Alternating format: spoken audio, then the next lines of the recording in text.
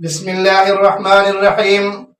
گرامی قدر سامعین و ناظرین، جس طرح ایک مسلمان نماز ادا کرتا ہے تو نماز کے ضروری مسائل سے واقفیت اس کے لیے ضروری ہے، اسی طرح ایک مسلمان جب روزہ رکھتا ہے تو روزہ کے ضروری مسائل جتنے بھی ہیں ان کا جاننا اس کے لیے ضروری ہے۔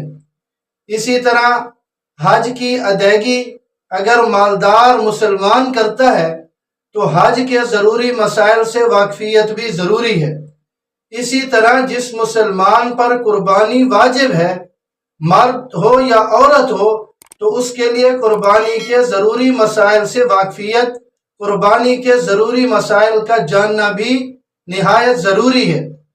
میں آپ کی خدمت میں پیش کرنے لگا ہوں کہ کن چیزوں پر قربانی واجب ہوتی ہے اور اس کے نتیجے میں کون سا مسلمان مرد اور عورت ہے کہ جس پر پھر قربانی واجب ہوگی اور اس کے لیے قربانی کرنا ضروری ہوگا۔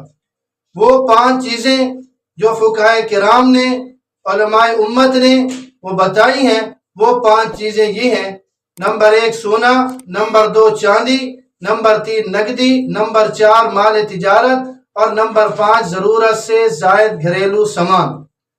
ہر عاقل بالغ آزاد مقیم مسلمان مرد اور عورت جس کی ملکیت میں عید الاضحیٰ قربانی کے 3 دنوں میں قرض کے علاوہ 7.5 تولہ سونا ہو یا ان 5 چیزوں میں سے کوئی ایک یا ایک سے زیادہ چیزوں کا مجموعہ 52.5 تولہ چاندی کی قیمت، جو اس وقت مئی 2024 میں تقریباً 1,47,000 روپے بنتی ہے، اس کے برابر ہو تو ایسے مسلمان مرد اور عورت پر قربانی واجب ہے، اگرچہ اس جو نصاب ہے 1,47,000 اگرچہ اس پر سال نہ گزرا ہو، اس لیے کہ سال گزرنے کی شرط وہ زکوٰۃ میں ہے، قربانی میں نہیں ہے۔